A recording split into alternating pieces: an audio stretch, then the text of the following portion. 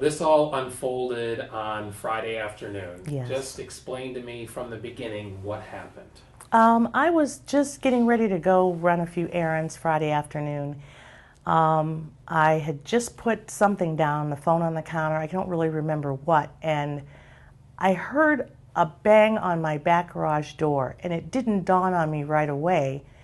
And about the second strike against the door, I thought, oh my God, he's here.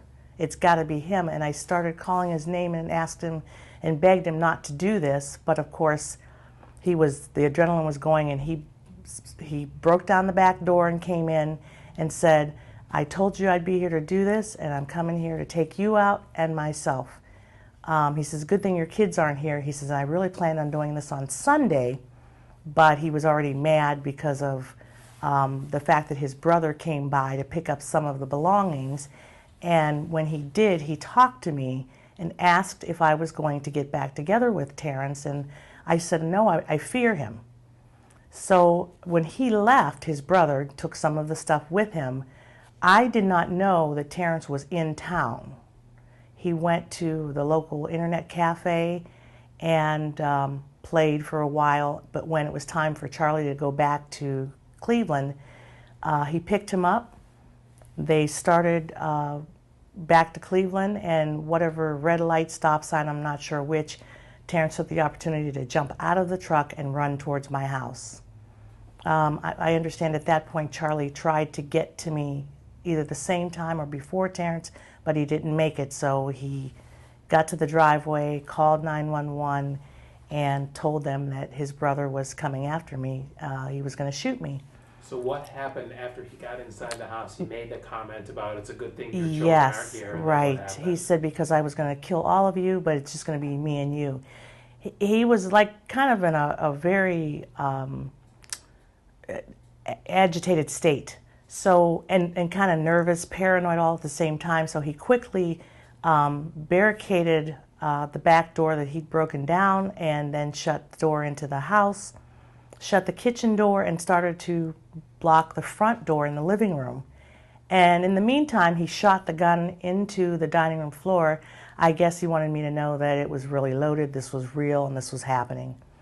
Then he grabbed me and took me into the back bedroom, and on his way back proceeded to cover all the windows in the kids' rooms, the living room, so that no one could see in, and then barricaded us into my back bedroom. And that's where we remained for the whole time of this hostage situation. At one point he shot you? Yeah, once we were in the back room, he put the dresser up against the door and started looking out the window, and he was taking the blankets that were in the room and covering that window. And it's kind of a blur, but he kept saying, you know, we're going to die today, I'm going to kill you and then kill myself. I told you I was going to do this, I can't live without you. I tried to talk him out of it, but I was in my own state of shock and I couldn't believe this was happening. So I just kind of sat there on the bed, rocking back and forth, crying, but at the same time trying to think, what could I do in this situation? He had already taken my phone away from me. And then he just turned around and shot my foot while I was sitting on the bed.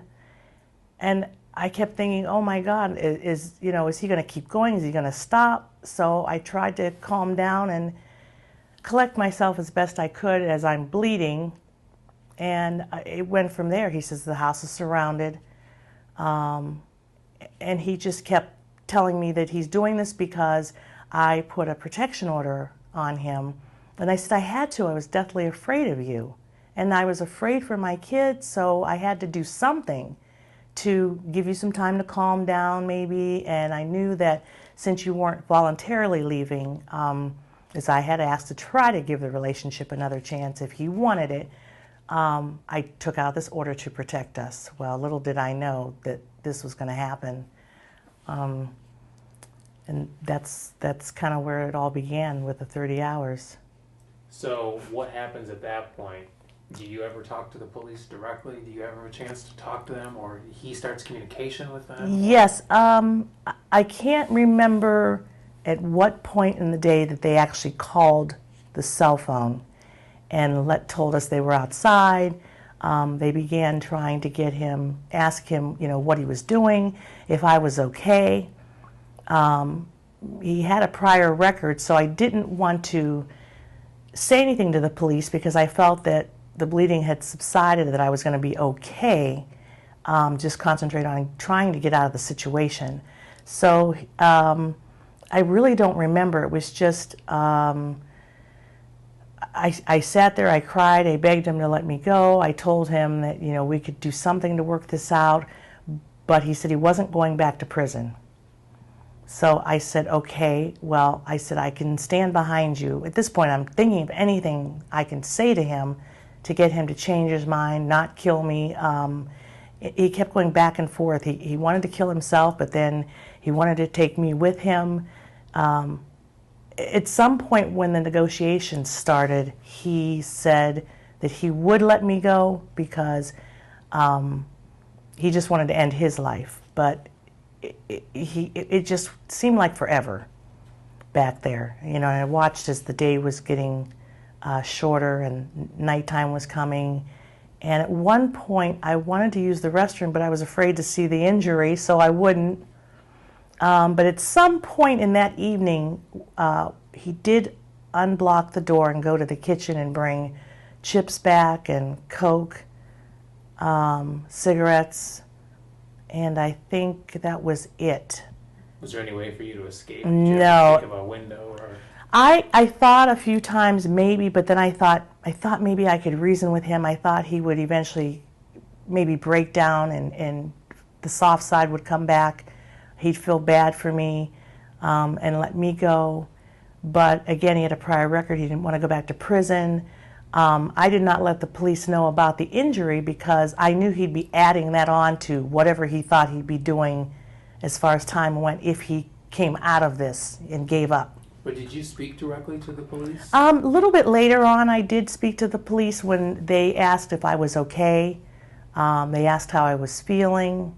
He allowed you to do that? Yes, and he put me on speakerphone a couple times it was off and on throughout this duration that the police would ask to speak to me, hear my voice, and he put us on speakerphone, so I did speak to them. But, he would say, I just need more time with her, and then, maybe I'll give up. But he really had nothing he wanted other than just to take us out, that's all. And during this 30 hours, you're awake the whole time. He's in, he's out. You're just sitting there. How difficult is that time, and how are you getting through it? Well, emotionally, I was a mess, and I didn't know. A couple of times he put the gun back in my side and tell me that, I caused this and it didn't have to be this way. I kept thinking, again, I thought of my parents, my kids. I thought I've got to try to stay calm and see if I can at least fight this out. At that point, there was nothing for me to do except sit there and wait. We had conversations about the relationship. Nothing I could think of at the moment, just the same old over and over and over again. 7 o'clock Saturday night rolls around and the police make their move. Yes. Are you still in this back bedroom then? Yes. What happens then? The phone died. We had a cell phone, my cell phone, and it died.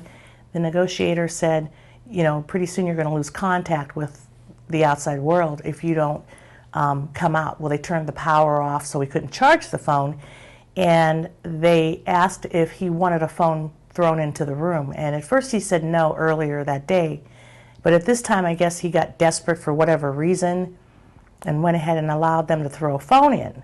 So at that point, I think they kind of gained his trust because he said, my hands, I don't have anything, no weapon on me, go ahead and throw it in.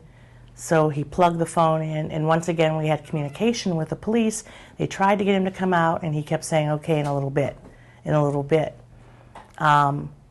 I guess there was a camera on that phone they threw in so they could see there was a dresser blocking the door. And at that point, they decided that they were going to make their move within the next few minutes, or within the next hour anyway. And I'm sitting there thinking, oh my God, when are they going to come in here? And I thought, is he going to shoot me now? Or I said, please let me go. And he says, if I let you go, they're going to come in here and get me right away. So for some reason, he wanted food. He was getting hungry and tired. The police asked if we wanted anything. So he agreed to allow them to come into the kitchen through the garage and make us a sandwich. And at that point, I had slept off and on. I fell asleep, I guess, at times where I just didn't want to deal with it anymore. And luckily, I was tired and losing the blood. I'm sure my sugar was down, and it was easy for me to drift in and out. So they took the advantage of the fact that he wanted food brought in, used that time to make the food. But when they brought it down, you could tell they were coming down the hall to bring the food, and they were supposed to be putting it through the window. And it was a blur after that. He picked the gun up, and next thing I know, they had busted in the bedroom door. I tried to put my hands up to block my face and chest and roll on the floor. I got caught in the crossfire, and they ran me outside. And they kept telling me, you're safe, you're out of there. And it went on from there till I got to the hospital. Do you think he fired any more shots at you, or do you think you got shot by the police? I really don't know who shot me at the end, because all I kept thinking was I didn't care. I wanted to keep my face and chest area. I figured that was either going to make me or break me to survive this. And I didn't see what went on. I just kind of closed my eyes, and I heard all the gunfire. And it was just, oh my God, so surreal. So his own request was what brought them in. I mean, he kind of gave them Kind of, advantage. Exactly. And thank God he did, because I didn't put two and two together by then. They were trying to wear him out, and there was no way he was leaving that room. No. He said, I'm going to leave here in a body bag today. And he knew he was going to die. Yes, yes. And that was his plan. And that was his plan. And he said his plan was to kill you, too. Exactly. And he went back and forward throughout the day. Sometimes he'd say, let me go, and other times he said no. So I think he was confused. He said at one point, I don't even think I have the courage to do this myself. So I got kind of confused as to where he was going, because, well, if you're not going to do it yourself and you know you're going to get it, then let me go. But he said no, he just wouldn't. You consider yourself a miracle to be Oh here today? my God, I thank God. I thank all the departments that were involved in saving my life, the neighbors. I have a whole new appreciation for the SWAT team, the police departments, how they came together, the patience they had, because I know they kept changing shifts. My family that hung in there, and all the prayers from everybody is the reason I'm still here, and God, of course. So it was truly a miracle that I'm still here, and kind of banged up, but I don't care. I still can't believe I'm still here. I've never been that close to death. How long did you date him? We talked, and I dated him for about 2 months before he moved in. I had recently lost a job, and I was kind of vulnerable, and he was up front originally. Not totally, obviously, but I didn't know. I mean, everybody in my family liked him. He seemed like a really nice guy that was really trying to go right. But he turned violent Yes. to this? Prior to this, we had some altercations. They started getting physical. The police were called 2 other times. He started counseling. Then I became afraid of kicking him out, but my family over Thanksgiving dinner said, I think it's time to kick him out because I just see this getting worse. And that's when you got the restraining order? Exactly. Okay. That following Monday. What do you think of the SWAT team that came in to save you? I think after speaking with the police, I was so thankful that they all were able to work together with their plans to get me out. There was only a matter of seconds, a very small window of opportunity that really could mess the whole thing up or save my life. And I can't even express in words how thankful I am and what I think of them and how they were able to put this together and pull it off and spare my life. And to my knowledge, none of them were hurt physically either in this. So it's just amazing. I have the utmost respect for them.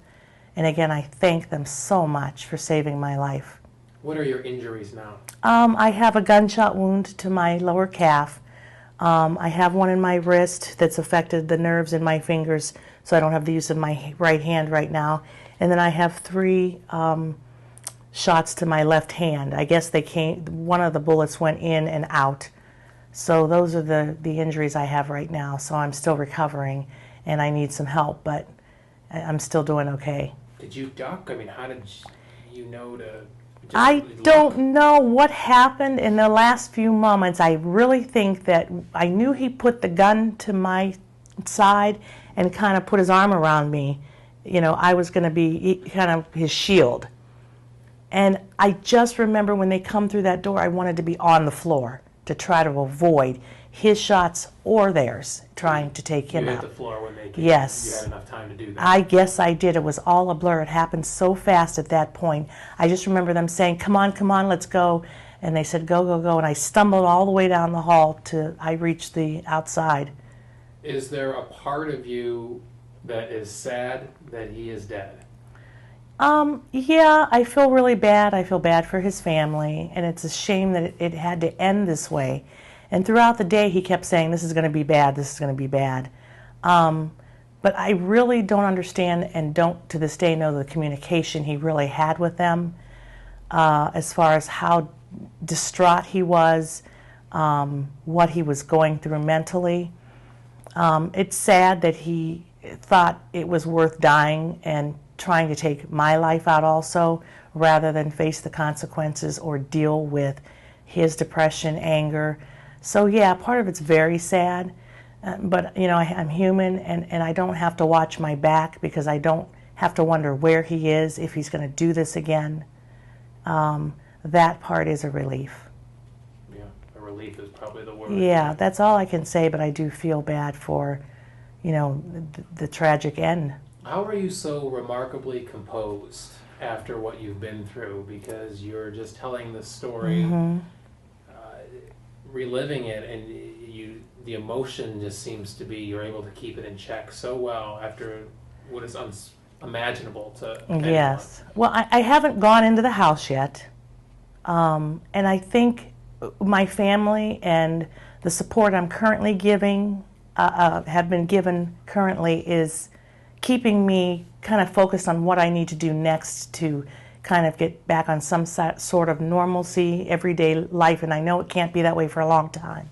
But I really think, and I know I'm still in shock. I mean, I sit back and I keep replaying the fact that what I was thinking the day he kicked down the door. I can't believe that, and that's where I'm still kind of stuck, so I haven't even moved forward as far as the healing process goes. So, you know, and I'm not a pretentious person, but I am being me, and I'm still shaken up. And at some point, this is going to really affect me to the point that, hey, maybe, I don't know, maybe I won't want to come out for 2 days, 3 days, or cry all the time. But at this point, I'm just trying to get through the day, hour by hour. Is there anything else that you would like to add that I haven't asked you? No, I don't think so. Again, I thank God and everybody involved, and I'm so glad to still be here. That's really all I can say at this point. I'm still in shock.